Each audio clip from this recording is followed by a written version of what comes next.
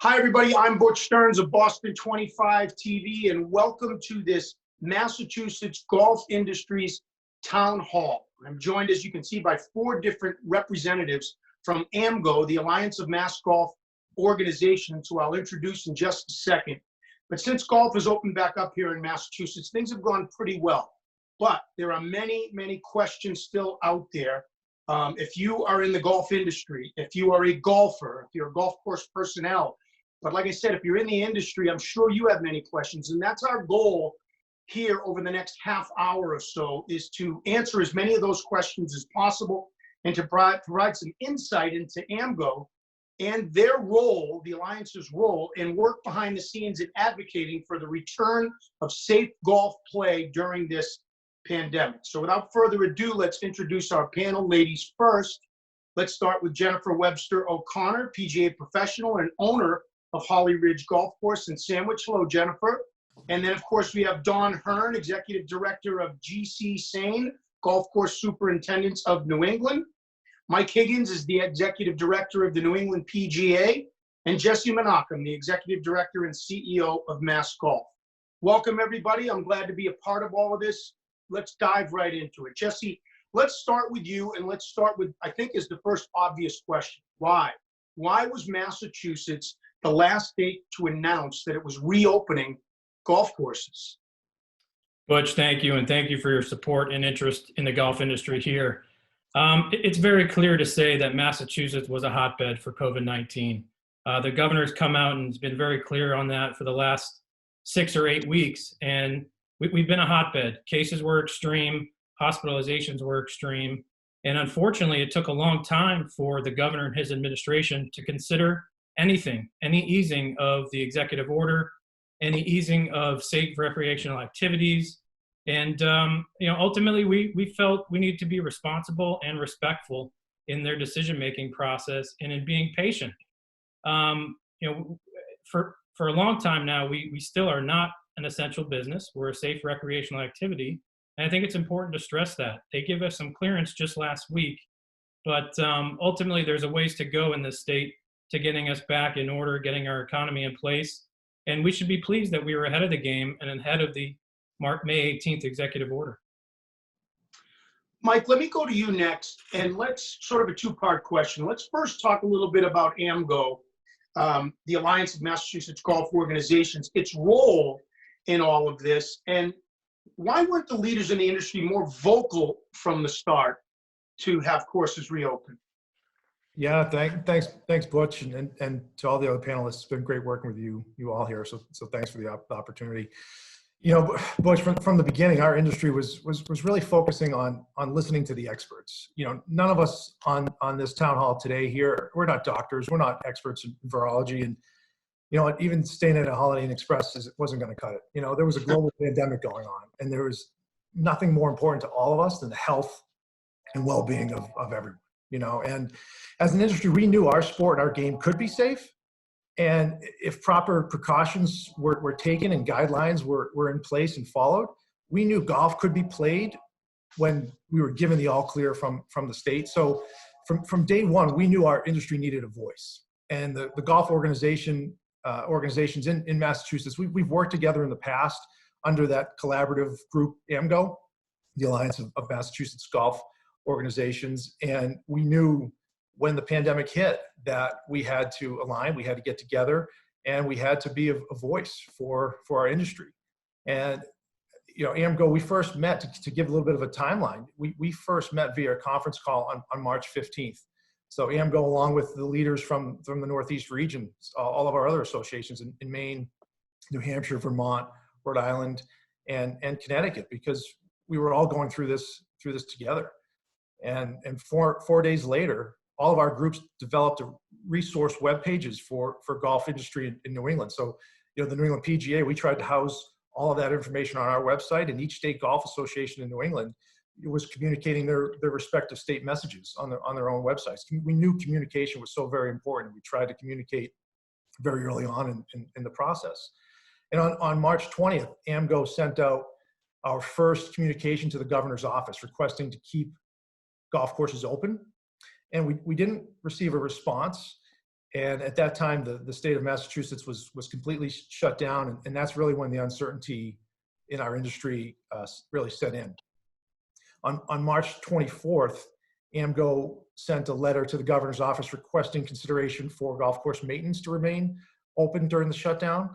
It initially was not allowed, but a quick response and quick education that course maintenance is essential. And if courses weren't allowed to really maintain their product, many facilities weren't going to be able to recover through this pandemic. And thankfully, golf courses were allowed to maintain their product. Before we move on, oh, I'm sorry, go ahead, Mike. No, I was just going to say, over the next 4 weeks from there, AMGO and our regional allies would meet weekly to provide updates, because it was very important to know what was going on in the rest of New England. And during this period, which may have seemed as a quiet period to a lot of people, but during this period, we communicated multiple times with State House representatives. We communicated with the Lieutenant Governor. Our friends at the Golf Course Owners Association secured a lobbyist to help with our efforts. And we did receive communication from the state leadership that golf could potentially be considered safe, and it might be considered in the first phase, which we were really excited about. But at the same time, we were also reminded that golf was not being singled out. Every business in Massachusetts was shut down. It wasn't just golf, and we were encouraged to actually produce a plan to help reintroduce golf. So, you fast forward to April 20th, AMGO, we actually delivered a packet to the governor's office requesting review of golf as an acceptable recreational activity. This was after countless meetings with state representatives and really kind of following their guidance on when the appropriate time would be to submit that. And we produced a multi-phased plan to help safely reintroduce golf into Massachusetts. And on May 2nd, everyone here in this town hall, AMGO representatives presented to the reopening advisory board. So Jesse, why don't you add in some flavor to that same question about, because we know how passionate people are in the golf industry, and you've received feedback, constructive criticism from those passionate people, and the question about why weren't the leaders more vocal? Can you add a little bit into that? I'd be happy to. I think it's essential how Mike walked through the timeline, because in every step of the way, we were being respectful of the process the governor and his team were going through. We were reaching a surge and a spike. And at that time, you don't want to look tone deaf as an industry to say golf can be played when hospitalizations can't be managed throughout the state of Massachusetts. So I really do want to harp that for the last 8 weeks, a ton of work and a ton of time has been spent. I am really proud of the industry, the alliance that we have, to be able to work together, to align as one and to speak as one, and to really formulate a plan. It's hard to get 6 different states together to discuss the different nuances and components that we have to work through. At certain times, our governors in these 6 states felt we should be doing this regionally. We were one step ahead. And then over time, things did get more individualized by state. So we did have to branch off and really work as our own within our borders. But the timeline's essential. There were a lot of things that could be shared and a lot that could not. There's a lot of sensitive topics that have been discovered or been talked about, and we really want to be respectful of that. So Mike finished off there just by relaying that we had the opportunity to present Massachusetts Golf's formulated presentation to the advisory board. We felt extremely confident with that plan. We felt prepared, and we laid out from A to Z how we could open golf in an initial phase. And we also further explained the benefits from a health and wellness standpoint of golf, both physical, mental, and public, and then what it does for the economy in Massachusetts. And that's something that we also harped on. The questions that came about from the 17-person advisory board were solid, but we were equipped to answer them. And the 4 of us here on this call today were those who represented the industry. And I think we were able to hit each sector of the industry and represent it extremely well. Let's bring in Don Hearn now. Don is the executive director for golf superintendents in New England. One of the things we all saw was that golf maintenance was deemed essential, thankfully, for anybody that knows about the golf industry. Can you talk about why that was so important at the time. Thanks, Butch. Yeah, we were fortunate enough to get the approval to maintain the courses, and thankfully so, because some people think and say, well, no big deal, it's only grass. Yeah, it's only grass as long as you can play on it. And then for some reason it becomes this commodity that everybody has to have when they can't play on it.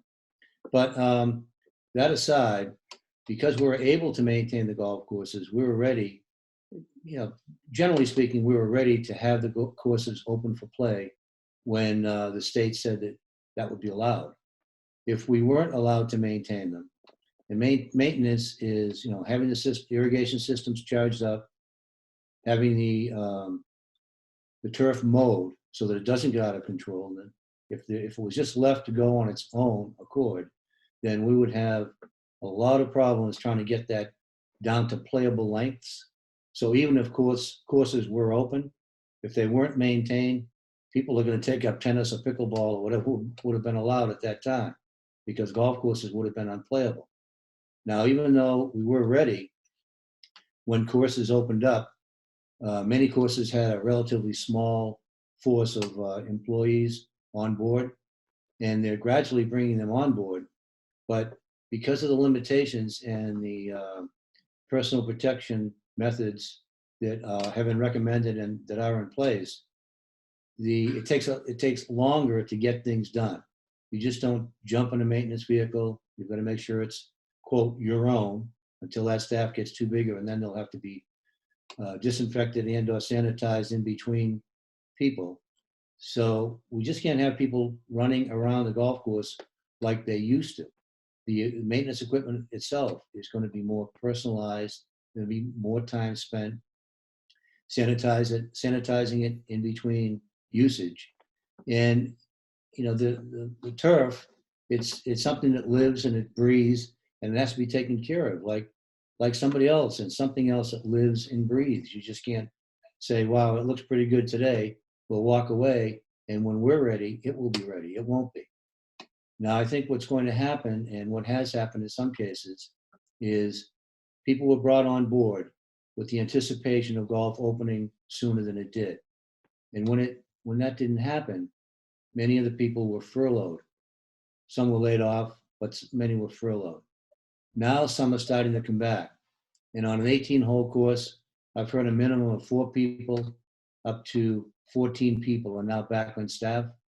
And, on an 18-hole course, the staff could run from 10 to 30 people. And also what's going to happen, I believe, is we're going to see some things change dramatically, which we already have as far as touching accessories that are on the golf course, such as ball washes and flag sticks and what have you. But I think that we're going to see a lot of changes relative to, in particular, bunker maintenance. Now, maybe I'll be wrong on this, but right now, people are going to play golf and generally not going to have bunkers maintained. They're not going to be raked. And it's going to go back to the old days when I first started playing golf, because I think I'm the veteran on this team anyhow. Bunker rakes were unheard of. The only people that had access to bunker rakes were those people that were actually maintaining them. And you'd go out and you'd maintain the bunkers on a weekend. You'd rake them on Saturday and you'd spot rake them on Sunday. And in between, golfers would use the flat of their foot, which we're recommending now. And some golfers look at you like, the flat of your foot, what are you talking about? I want my bunker rake. Well, it's not going to happen, at least not for a while. Right. And another good thing that's happened here is the spirit of camaraderie.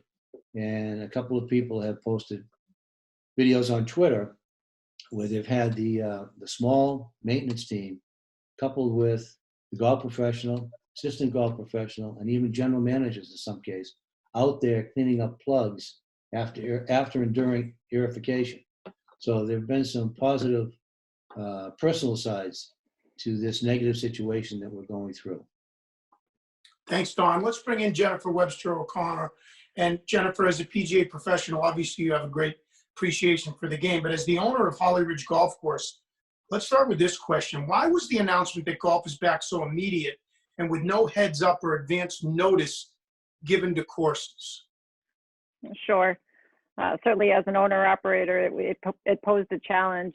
Jesse had mentioned our interaction with the reopening advisory board, and we all walked away from that meeting and felt very positive about the outcome. And during that meeting, we had requested to have a minimum of 3 days advance notice to give owners and operators the chance to be ready.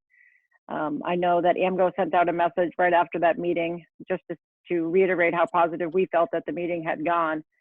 And to be completely honest with you, the time frame was out of our control, even though we had requested that 3 days. So when the announcement came out on Thursday, I know it took a lot of courses by surprise, and understandably so. And you know, personally at Holly Ridge, we were ready. We were able to open within an hour of the announcement, but unfortunately, I know some had to wait a few days to be able to open. And it was not what we had requested, but we all had to deal with, certainly.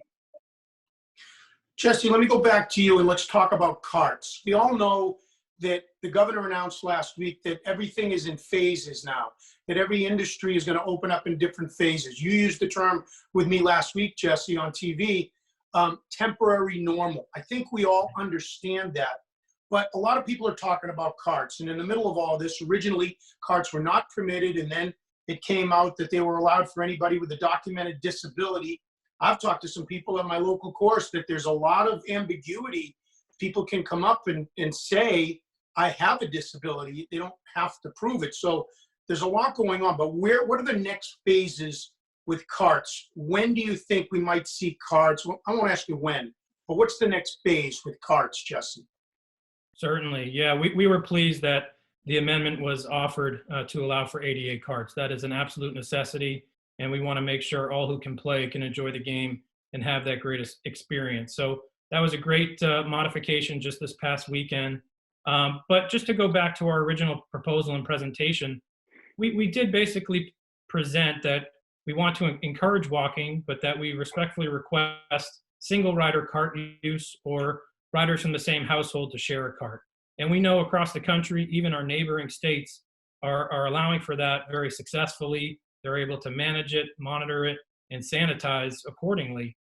So really that is our next step. We'd like to see that amended in the very short term. It's a huge component for facility operators. It's a huge revenue stream, but it adds to that experience, because for those golfers that may not have a handicap, that can't walk a golf course, there's thousands of them out there, and we want to make sure that they're able to have this experience, this safe recreational activity. So that, coupled with a few other guideline amendments, we'd like to see change in the short term. Well, let me ask you a follow-up to that, because I had this conversation this morning. I played my home course at Braintree Municipal, and again, the term temporary normal, my guess is, and I won't speak for you guys, but when carts are allowed back, you're not going to have two people in a cart. It's not going to jump right back to normal, is it? No, it's not, and that's going to speak to the phases. You know, we're hoping to get that single rider or the dual rider from the same household model, but it's going to take a couple weeks beyond that to get us back to two riders in a golf cart. I will say there are some products out there that are coming to the market, such as windshield dividers that could be placed between the two seats, keep players' equipment separated. So those types of things are out there, and it can definitely be part of our plan once we're able to vet it a little bit more. Jennifer, as a member of AMGO, you guys have set guidelines that are out there. But again, as an owner of a golf course, I'm sure you're going by these guidelines. But in your opinion, is there room for interpretation? Because every course is a little different. I'll give you an example. They have a air hose at Braintree. And the first day they opened, they had it out. And very quickly they realized when people finished, they used that air hose and they grabbed the handle. And it's like, oh, there's a touch point that people could be touching things. So in your mind, so they took it down. Is there room for interpretation of the guidelines? Yeah, I think that's a great question. And I think you just hit the nail on the head there where you said touch points.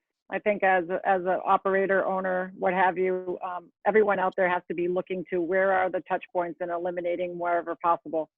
And so in your example, that's a great example that there's no way that that's going to be written in the guidelines, because it's probably a little bit more unique and not necessarily widespread. But with regards to interpretations. I'll be very honest with you. I'm an operator and I'm also an owner. And of course, I would love to have our range open. I would love to have single-use carts. I would love to be able to have, you know, shorter tea time intervals. But, you know, this is what was released. These are the guidelines, and we don't have the ability to be vague about it. That we don't have the ability to interpret as it sees fit for our individual facilities. So we all have to live by them and continue to show that we can operate golf in a safe manner, both for our staff as well as for our customers, and continue to have the conversations with the governor's office to let them know that we're able to do this so that they continue to ease up on the restrictions. So Don, let's talk about how golf is going to change. It already is. Even when we get back to normal, I think there's going to be some changes.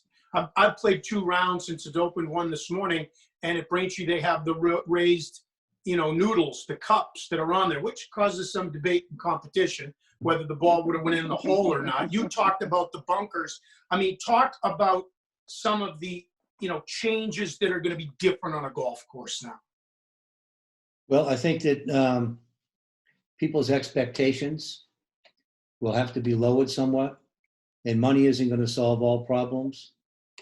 I believe that not knowing what the CDC is going to be coming out with in the next couple of months, I believe that, you know, we're going to have to be more sensitive to each other's well-being. And by virtue of that, I think that we may be platooning for quite a while. And what I mean by that is, instead of having, if you have your full staff in play, so to speak, rather than having 15 to 25 and maybe up to 30 people showing up at one time at the facility to check in, I think we're gonna find some platooning. Now, I don't know if it's going to be, you know, half the crew comes in, or it's going to be broken down in thirds, and you're going to come in a half-hour different time for each one. I don't know. And then as far as lunch breaks, some facilities they're large enough to accommodate the staff, whereby they can create at least a 6-foot separation and get at least half of the staff sitting down at one time. But that remains to be seen. But if that does happen, golf course superintendents are pretty creative, and I believe they're going to find ways that right now none of us can imagine or think of, that are going to be part of our daily routine. I think we're going to see, from an agronomic standpoint, we're probably going to see a lot more PGRs, or plant growth regulators, applied to the turf to slow down the rate of growth, in the hopes of slowing down the amount of mowing that's going to have to take place on the golf courses. I think that's going to be a good thing. But as far as bunkers take huge amounts of resources and time. Here's a suggestion for golfers, Don, to just stay out of the bunkers. Okay? I hear you. But you know what, Butch? They don't appreciate that when you say that. They just do not appreciate it. No, Butch, Jesse, let me go back. Go ahead. I'm sorry, Butch. If I could just jump in there for just a second. Sure. You know, we're already starting to see, we've been open for a few days now, and I think Don hit the nail on the head when he said expectations. You know, our golfers are used to being able to wash their golf ball through our ball washers every hole. They're used to being able to sit down on our benches. They're used to being able to help out with course maintenance. And I think those touch points, I think, are probably the things that we have to continue to educate our golfers that they're not going to be available to them. And so from an expectation standpoint, you know, and we're already starting to see our golfers adapt, which is great. Here at Holly Ridge, we had a woman bring a beach towel today. She needed a bench. And so every 3 holes, she just decided to lay down for a few minutes to give herself a little bit of a rest when she couldn't. And she was happy to oblige to that. So I think we'll start to see people understanding that the touch points have to be eliminated. You know, I think that's a great point you bring up. Now that you're open, there's so many things you can put in the guidelines. There's so many things you can talk about. But let's be honest, a lot of those things aren't going to cover everything. There are things that are going to come up. This is a template for other industries when they come open, because once they open up there, that's the same thing that's going to happen in a restaurant, at a park, or any type of thing, which, Jesse, brings me back to the guidelines. You've done a great job, you in particular, I think, by hammering the point that golf has not been deemed essential. It is a safe recreation. But when you look at a course There, of course, are so many other functions on a golf course. There's restaurants, there's restrooms, there's other jobs that go along with that that are going to come back. So when it comes to the guidelines, why are we seeing these guidelines put out by Mass Golf? Are you making up these guidelines? We are not. These guidelines are coming directly from the governor's administration. And I want to make it clear that in a lot of ways, what we presented back to the advisory board is not what we're currently operating under through the guidelines. For those that have seen what other states are doing, you could take a look at our guidelines and also New York State, and they look almost identical. So I think it's safe to say, our administration felt comfortable with the model in New York, but it's our job and it's our opportunity to say we are a very different state. We have different opportunities to adjust these guidelines and amend these guidelines under the safe recreational activity concept until we get past May 18th and we can ease back into what will be those new normal operations. As Mass Golf, we feel we have an obligation to extend this information and be a facilitator to our member clubs. We have 360 member clubs, and our golfers. We have 90,000 golfers on the roster. But my colleagues here, the rest of the colleagues within the Alliance, we all have an obligation to relay this information to our respective memberships. So Don's going to speak to his superintendents. Mike's going to speak to his golf professionals.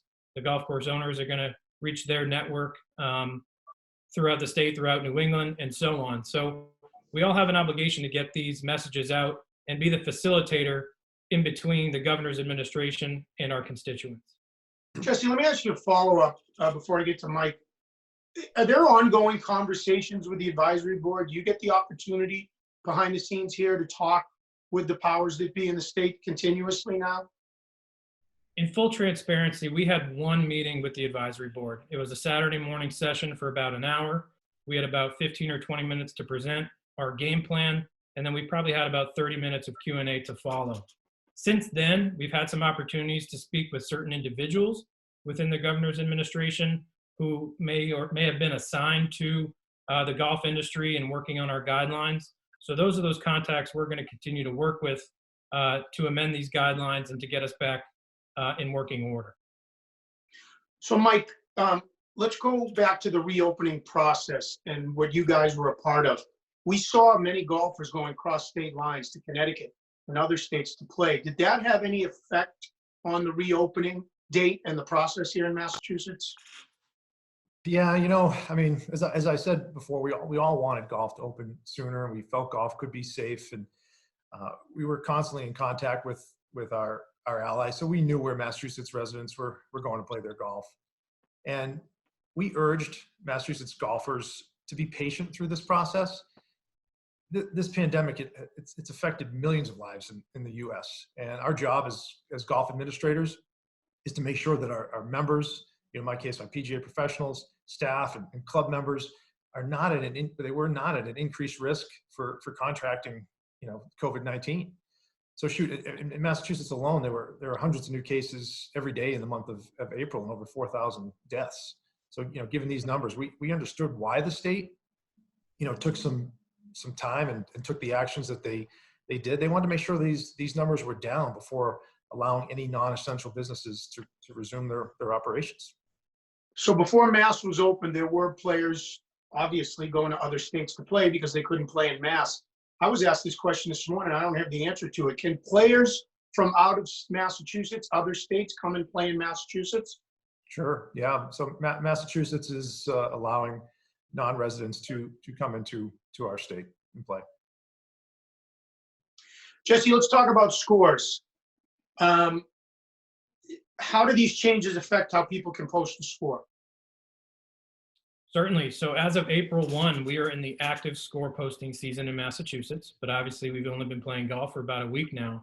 Under the current guidelines, by way of the governor, the cups are supposed to be raised. They're supposed to be raised above ground. So by way of the rules of handicapping and rules of golf, the USGA has eased on some of their restrictions. So scores can be posted. We're under the rule currently known as most likely score. So if you hit your ball against the raised cup and you and your playing partners believe that ball would have been hold, that ball is hold. if you hit it at a speed that it ricochets beyond 5 feet, I think it's safe to say that ball would not have been holed. So you would add a stroke to that. So, there are some modifications here, and there are some accommodations that allow your scores to be posted. So whether it's your 9-hole round, your 18-hole round, get out there and play and post away. Yeah, I would add to this. Like I said, I've played 2 rounds with the raised foam, and really, I think you should have a conversation with your foursome before you go there. Posting the score is one thing, but if you're going to compete, and we all like to compete on the golf course. For example, like you said, most likely score. Well, we decided that if you skinned the side of the noodle, that we would count it. So of course I did on a par 3 on a downhill putt, and they said, well, that wouldn't have gone in. So, well, that's what we talked about. So that's sort of up to you whether you want the score or not. But if you compete with people, I mean, again, we're golfers. We go by the rules. That's the rules they set, right? And you've probably been playing with these guys for years. Yeah. Oh, yeah. Oh, yeah. Jennifer, let's go back to you. Restrooms. Again, a difficult situation, touch points, multiple people going in. I mean, I won't get into the issue that a golf course is the great outdoors and, but how are you handling restrooms? Sure. I think it goes back to the things we've talked about earlier, and it really just relies back on common sense and touch points. So for here at Holly Ridge, we're sanitizing every hour. We've eliminated every touch point that's possible, and if it can't be eliminated, i.e. a door handle as they're leaving, we've put a sanitizer unit on the other side of that door. Plenty of hand soap, towels, and only one person in at a time. So, and the plenty of signage as well, just reminding people, as everyone has been reminded through every news channel possible, that we all need to wash our hands in a proper way. So continuing to reinforce those habits is really what we're doing. Jesse, you've been putting out, Mass Golf has been putting out plenty of communication since we reopened. And I want to give you the opportunity to hammer a point that I think you've been making in a lot of your official announcements, is that golf has not been deemed essential. It is a safe recreational activity. And you talked about a Board of Health going up. The bottom line is that if people don't obey the rules, if people start to push the envelope, this could be changed very quickly, couldn't it? It absolutely can. And we've actually heard some unfortunate stories over the last 6 days of a handful of courses closing up because of their local boards of health, law enforcement for not abiding by the guidelines, golfers going into pro shops, having in-person transactions, people in golf carts that don't have ADA handicap requirements.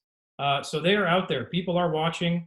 And I think it is hugely important that we all take the responsibility of each other, hold each other accountable, and make sure that we're playing golf long term, because all it can take is one instance, one facility, and it could be game over for us very quickly.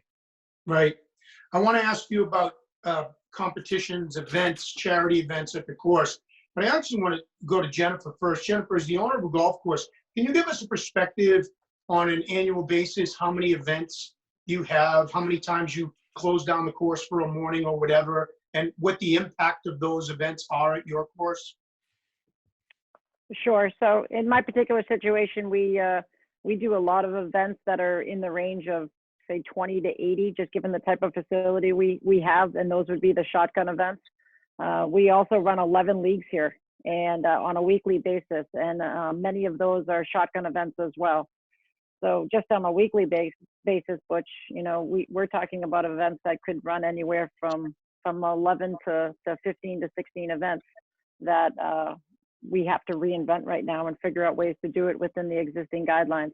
I know that there are many other facilities. There's one that's right down the road from us that they live and breathe by double shotguns every Monday, doing anywhere from about 144 players, and that is their business model, and that is how they exist and how they survive. And that'll be a challenge going forward, even with less restrictions. And so the world as we know it has changed. I know we just had a staff meeting this morning and discussed, we spend all these times putting together systems and processes, and we've all had to toss those out the window and reinvent ourselves. And we're all in that process right now. And as the restrictions loosen, we'll reinvent again. And the one great thing about the golf business is that we have a great camaraderie amongst all of us. This is one example of all the different associations that are sitting here today, but also amongst us within the business of golf.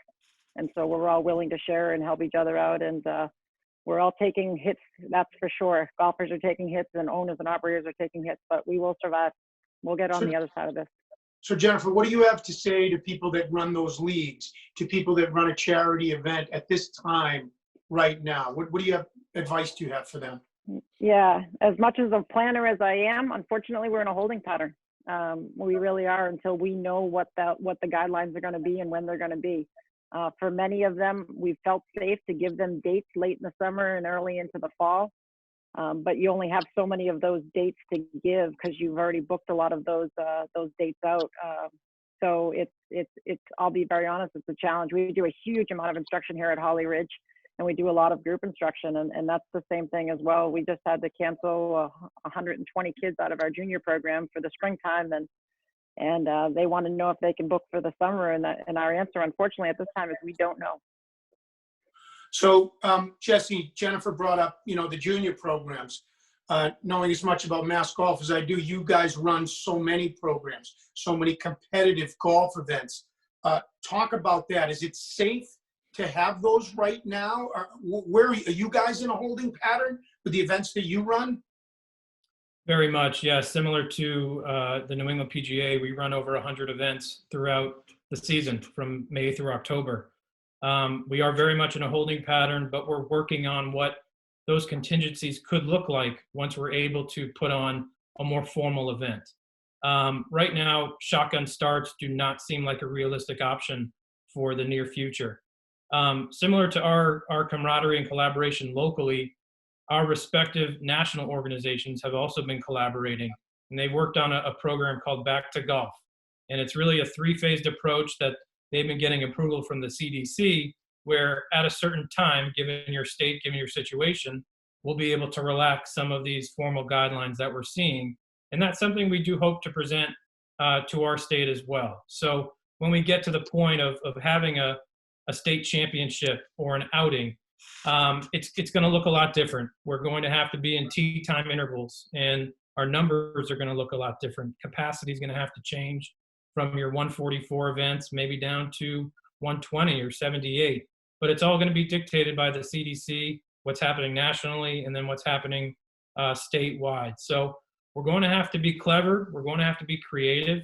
To Jennifer's point, we all are very much in that holding pattern, but you got to think outside the box. We're not going to be able to have our pregame socials or our postgame socials after these competitions. So you may have to go virtual. You may have to do what we're doing here, have a little happy hour type of session to conduct your award ceremony or acknowledge those that have supported you, sponsors, what have you. So I think that's all on the table. It all needs to be considered, and it needs to be part of our phased out plan. You are watching our Massachusetts Golf Industry Town Hall. We're going to wrap this up in a few minutes. Mike, let me go to you. Look into your crystal ball here, Mike. What will the next phase entail of golf opening up, and when might we see that next phase on a golf course? Sure. Yeah. No. Thanks, Butch. As Jesse mentioned, 100 events in their programs. New England PGA this year was scheduled to run over 300 events in our section with all of our 5 states, and I think we're in phase 1 right now, and in all of the states. And I just wanted to kind of review real quick what it looks like in each state, because I think it puts a little perspective in before we get into phase 2. But in Massachusetts alone, we're walking only, and the golf carts, as Jesse mentioned, were introduced for ADA usage this past Sunday. 15-minute intervals for starting times in Massachusetts. Clubhouses, pro shops are closed.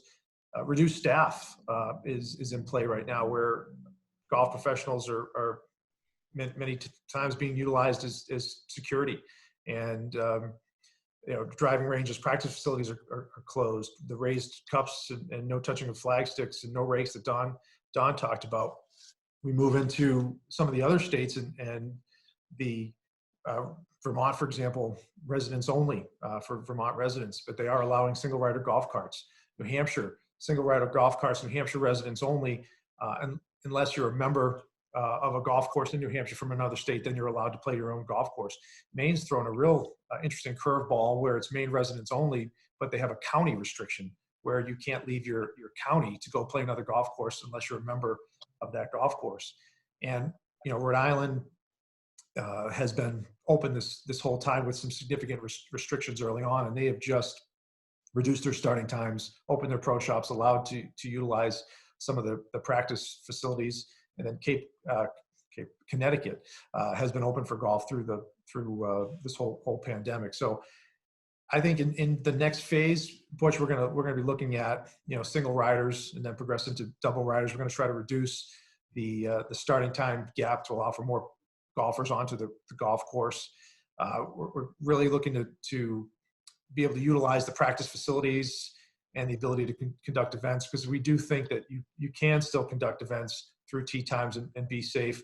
I think when we do see the United States move from a 10-person gathering maximum to 50, I think we could potentially see driving ranges open and being able to conduct events. Also, we feel that food and beverage at facilities will change with regards to the restaurant stipulations at each state, and then retail opening of pro shops may coincide with retail opening. So Jesse mentioned we're mirroring New York, and I was speaking with my counterparts yesterday, and fully opening golf in New York is really in their phase 4. So I think very important as our group that we communicate with Massachusetts that we are not New York. We need to educate our state and our state officials that we're not New York, and really keep showing them the phased approach that golf can be safe, and we can do it in a way that is spread out, and we can work together with all our ally groups, but our facilities throughout New England, not just Massachusetts. So as we finish up here, let me give you all the opportunity for a quick final comment, and I'll wrap it up under this. How about a message of hope for where you hope or where you think? Again, you're representing AMGO, you're involved in conversations behind the scenes. I think the people that are watching us are either avid golfers or people involved in the industry. Mike, let me go right back to you. What's your hope for what's the next phase or going forward? What's your message to people if they're watching this? My message, Butch, has been that this is a minor setback that's positioning us for a major comeback. And I truly believe that. I think we're positioned for golf is positioned for a great comeback. I think we've seen with golf being reintroduced in the New England states how popular it is, how safe it can be. So I think we're poised for a major comeback. How about you, Don? What's your thought? Well, I think that I hope that people will be appreciative of the efforts that each facility has gone through to make golf available to them, and to recognize to some extent the superintendents who have done, in my opinion, a wonderful job to make the golf courses playable. Maybe not up to the expectations of some golfers, but certainly to the expectation of many. And I hope that carries through until this craziness goes behind us. And Jennifer? Yeah, I think as a PGA member and as well as an operator, I think the greatest thing that has come out of this and the hope going forward, certainly the last 6 days has been a reminder to me now that we've been open. Our customers are great, and we are in the people business, and the reactions that we've had from our customers in just the past 6 days about how thankful they are to us and how excited they are to be back on our property, and appreciative of all of our efforts reminds us why we're in this business every single day, and we're going to get back to that full time here soon. So hang in there, everybody. And Jesse, representing Mass Golf, what's the overall message you have for the golf community as we move forward? Absolutely. I appreciate that. And I would echo my colleagues here with their remarks. 2 things I might close on. I think our industry in Massachusetts has a huge opportunity right now. We can open golf. We're playing golf in a very safe and measured way. We're going about this in a very sensible, appropriate, and favorable way. We want to represent the industry with class. And I think that speaks to the game of golf that we play. So I think there's an opportunity to get some more golfers interested in the game. This is one of the first activities that we can consider. Some of your other sport leagues activities are going to take some time to open up, maybe your team sports, things like that. So let's spread the word. Let's get more people engaged. and do it in a safe manner. But secondly, I want to close. I really want to ask our golfers and our facilities and operators to do this the right way. We've been given an opportunity to open before any industry, before any business. Let's follow the guidelines. Let's be respectful and responsible for one another, and let's do it right. Very well said. Thank you, panelists. I'll close with one quick remark. I mean, for all of us personally, I think after 9/11, we saw the best of humanity, and sometimes we saw the worst of it. And I think we're seeing some of that now too. And when it comes to golf, as you guys have said many times, you know, golfers and people in the industry, we play by a set of rules. There's a you know, there's conduct that's involved with it. And I think if we see the best of each other, I think this industry will come through just fine, like it always has been. So for Jennifer Webster O'Connor, for Don Hearn, for Mike Higgins, and for you, Jesse Menachem, I'm Butch Stearns of Boston 25 TV. And thank you for all watching this virtual Massachusetts Golf Town Hall.